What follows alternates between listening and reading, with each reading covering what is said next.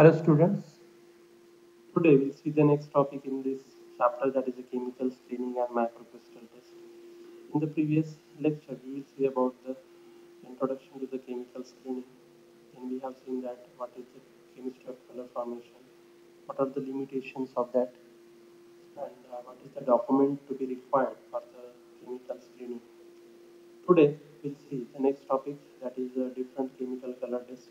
What are the different reagents to be used in that, and what are the different results which are getting from that.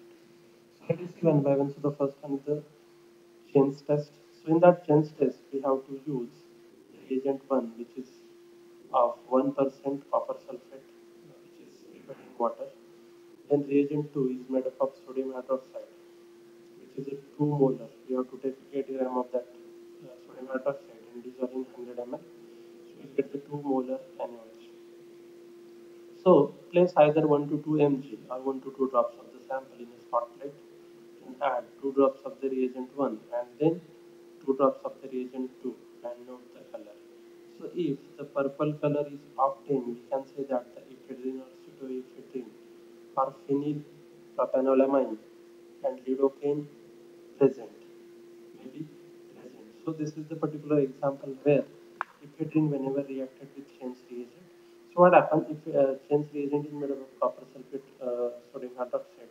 So this particular copper will form a complex with that particular two molecules of that ephedrine, and there is a formation of purple color. Okay, so this is the identity of, it indicates that there is the presence of ephedrine, pseudoephedrine, phenylpropanolamine, and lidocaine in the given sample. Then next one is the propanoid test. So reagent for this test, this first is made up of 0.1 gram of copper acetate or 0.1 gram of the copper acetate tetrahydride, then 0.2 ml of the glycolic acid and 100 ml of the absolute methanol. Reagent 2 is made up of the 5 ml of the isopropylamine and 95 ml of the methanol. So how we have to perform the test? So place either 1 to 2 mg or 1 to 2 drops of the particular sample in the spot plate and 3 drops of the reagent 1 and 3 drops of the reagent 2 are added into that, and note the color. So if the purple color is there, we can say that glutathione, then theophylline, chlorozo, chlorozo, chlorozooxane, then all barbiturates except thiobarbs. If blue or purple color is there, then dilanthine is present. So the colored complex contains cobalt second, which is target molecule stabilized by the two molecules of the isopropylamine, and two molecules of the barbiturates are there, and there is a formation of complex, and this particular complex will show purple or blue color, and it indicates the presence of such kind of compounds, especially the barbiturates. Then next one is the Makes test. So in the Makes test, we have to add 1% of selenous acid. uh, we have to use the reagent as a 1% selenous acid, which is prepared from the selenium oxide when reacted with the sulfuric acid. So how we have to perform the test? So place either 1 to 2 mg or 1 to 2 drops of the sample in the spot plate and add 1 drop of the reagent and note the color. So if the purple color is obtained, we can say that the codeine, diazepam, methacation, then flunitrazepam, then phenylacetone and oxycodone are present in the given sample.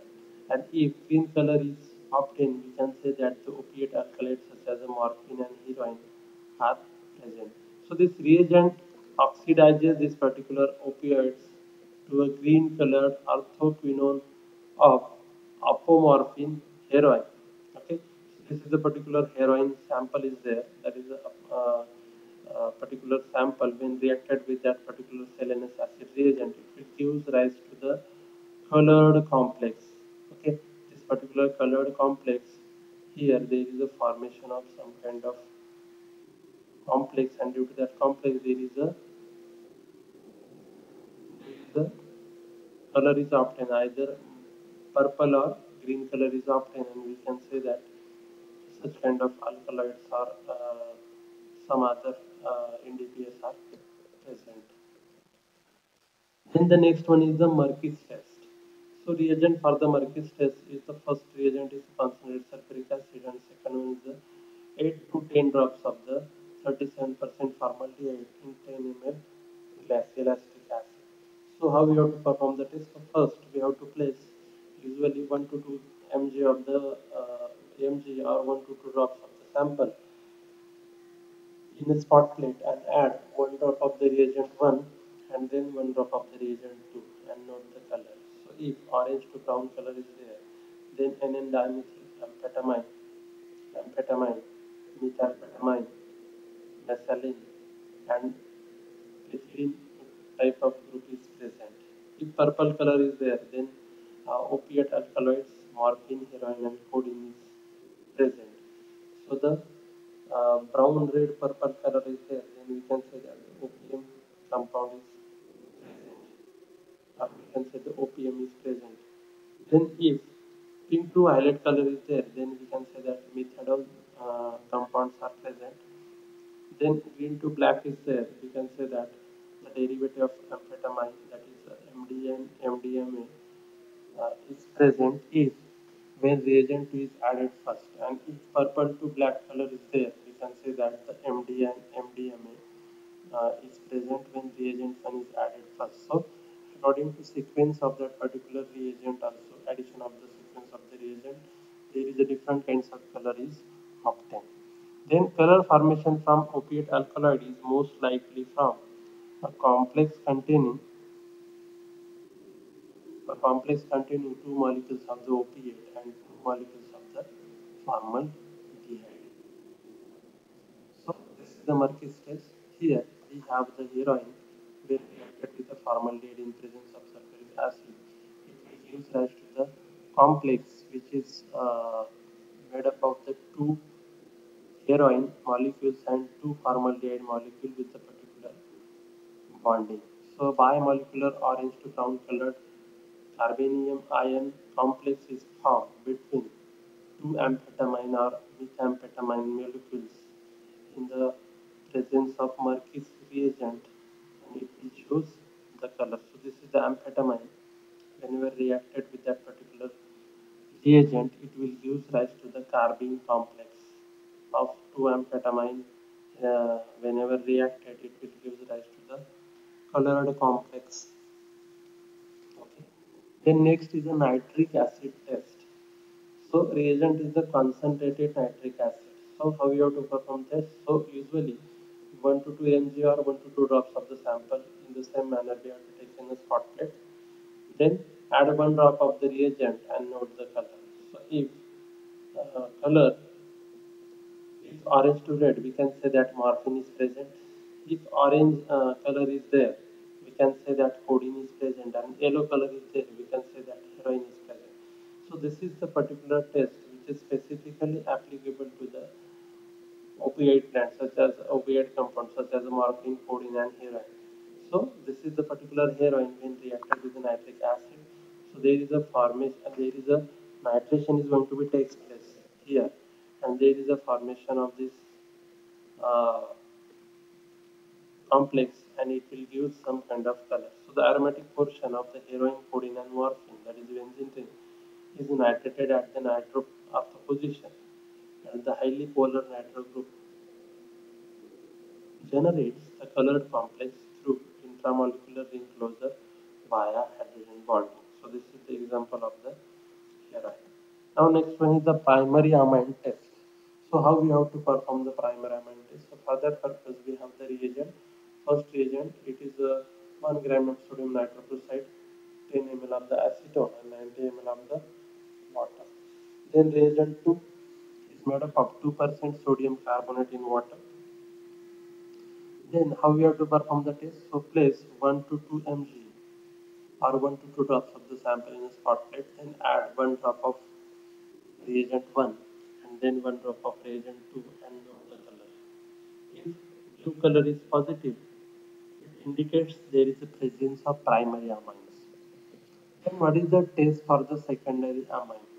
So reagent is first 1 mg, reagent first, that is 1 gram of the sodium nitroprusside, 10 ml of acetaldehyde and 90 ml of the water. Reagent 2 is the 2% sodium carbonate in water. Then how we have to perform the test? So place either 1 to 2 mg or 1 to 2 drops of the sample in a spot plate and add 1 drop of the reagent 1 and then 1 drop of the reagent 2. If blue color is positive with some secondary amines such as the MDMA and methamphetamine, this test cannot be used to screen the secondary amines pseudoephedrines, ephedrine and ketamine. Then the next one is the tertiary amine test. In the tertiary amine test, reagent 1 is made up of 2% cobalt thiocyanate in water solution, acidified reagent, then 2% cobalt solution in the water solution, and third, in the acidified reagent, we should add 2 drops of concentrated HCl. So place either 1 to 2 mg or 1 to 2 drops of the sample in a spot plate and add 1 drop of the reagent and note the color. And then result, what is the result? So if blue color is obtained, we can say that the cocaine HCl, that is a cocaine hydrochloride, ketamine, pethidine, methadone, methylphenidate, and methaqualone is present.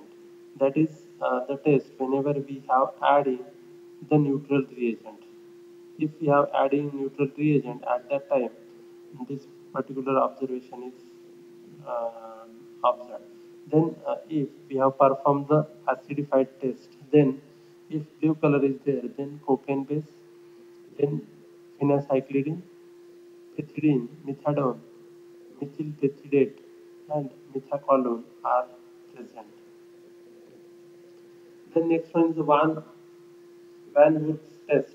So in that reagent first, it is 1 gram of para-dimethylaminobenzylaldehyde, then 10 ml of the concentrated HCl and 90 ml of the ethanol is there. So preparation. So in that we have to dissolve this particular DMBA in ethanol and then add HCl. So how we have to perform the test? So first, place either 1 to 2 mg or 1 to 2 drops of the sample in a spot plate and add 1 drop of the reagent and note the color. If purple color is there, then at that time we can say that lysergic acid diethylamide, that is the LSD, if is present. If blue color is obtained, we can say that indoles, pyrols, and tryptophans are present. Then, if yellow color is obtained, we can say that procaine and benzocaine is present. So the purple colored trimolecular complex formed with LSD involves two molecules of the LSD and one modified reagent molecule. Then the next one is the Dakinus-Levin test. In that test, we have required 4 different reagents. So the first is petroleum ether, then second is the 97.5 ml of the 2% vanillin solution in methanol, 2.5 ml of the acetaldehyde, reagent 3 is of concentrated HCl, and reagent 4 is of chloroform. Then procedure. So first of all, we have to wash the plant material with the petroleum ether. Then place the petroleum ether extract in the spot plate well and allow the ether to evaporate. Then add few drops of reagent 2. Then add a few drops of reagent 3 and note the color. Then add a few drops of reagent 4 and note the color in the chloroform layer. Okay. So positive test for the cannabis resin requires 2 observations. So that is first, a purple color must form after the addition of reagent 3. And the second one is the color must transfer into the chloroform layer after addition of the reagent 4. That is, reagent 4 it is nothing but the chloroform. Then next one is the Froday's test. In this test, reagent is used, that is a 0.5% sodium molybdate solution in the concentrated sulfuric acid. So how we have to perform the test? So first one we have to place 1 to 2 mg or 1 to 2 drops of the sample in a spot plate and add 1 drop of the reagent and note the color. If purple color is there, we can say that the opiate alkaloids are present. Then next one is the Javanski test. In this test, we have required two reagents. First reagent is made up of 0.2% metadinitrobenzene in 2-propanol. Reagent 2, it is made up of 10% potassium hydroxide in methanol. Okay, so in this test, place how you have to perform the test. So place either 1 to 2 mg or 1 to 2 drops of the sample in a spot plate and add 1 drop of the reagent 1 and then add 1 drop of the reagent 2. If the purple color is there, obtained, we can say that the diazepam, methacation, then flunitrazepam, phenylacetone and oxycodone is present. Then the next one is the Weber's test. So in the Weber's test, what is the reagent? So first is freshly prepared 0.1% fast blue B or diazo blue B, that is a orthoanisidine tetrazotized in a solution in a water. It is the reagent 1 and reagent 2 it is the concentrated hydrochloric acid. So how we have to perform the test? So we have to take either 1 to 2 mg or 1 to 2 drops of the sample in a spot plate and then add a reagent 1, 1 drop of the reagent 1 and then 1 drop of the reagent 2 and note the color. If red color is obtained after the addition of reagent 1 followed by the green color after the addition of the reagent 2, it indicates the presence of the psilocin or psilocybin. So this is about the Weber's test and this is also about our lecture. In the next lecture, we will discuss about the microcrystal test. So what is in the microcrystal test, how you have to perform the microcrystal test. Okay, so we will meet on the next lecture. Thank you.